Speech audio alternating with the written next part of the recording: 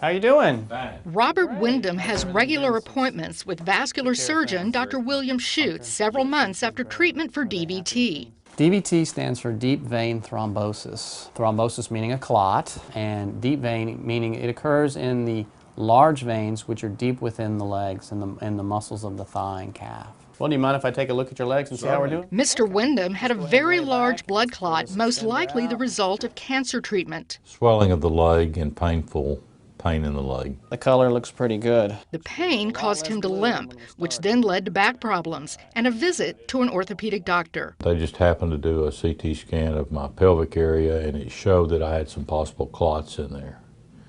And of course I said, well, how serious is that? And the radiologist says, well, it could be fatal. Any pain or discomfort when I do that? The greatest danger from DVT is a pulmonary embolism, which is caused by clots traveling to the lungs. He had a very extensive clot.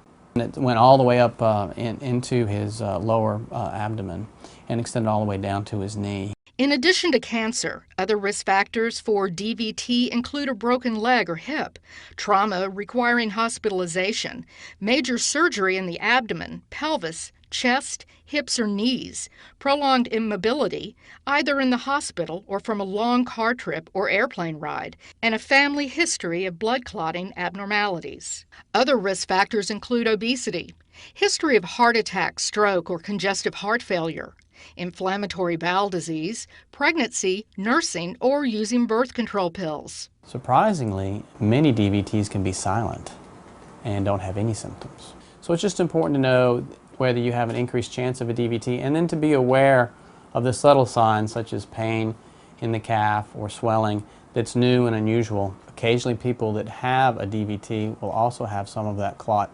move to their lungs, so they'll have some chest pain or shortness of breath. Vascular surgeons use duplex ultrasound or venogram to confirm DVT. Doctors often recommend their DVT patients wear compression stockings, which prevents blood from pooling in veins. In rare cases, patients may need a surgical procedure called venous thrombectomy to remove a clot. More often, treatment of DVT begins with injections of a blood thinner to keep the blood from clotting, followed by oral medications. If the clot needs to be dissolved, the vascular specialist may use thrombolysis. We'll put some tubes in the veins and infuse slowly over a period of a day or two blood clot dissolvers and actually just dissolve the clot. Well, things just look dramatically better. Mr. Wyndham is doing well, but is keeping close track of any symptoms. If I have swelling or if I have pain, that's just a red light signal for me to call the doctor immediately. But I've already been told to resume normal activity, which is a real good feeling. Ask your doctor about your risks for vascular disease. Visit vascularweb.org to find a vascular specialist and learn more about vascular wellness.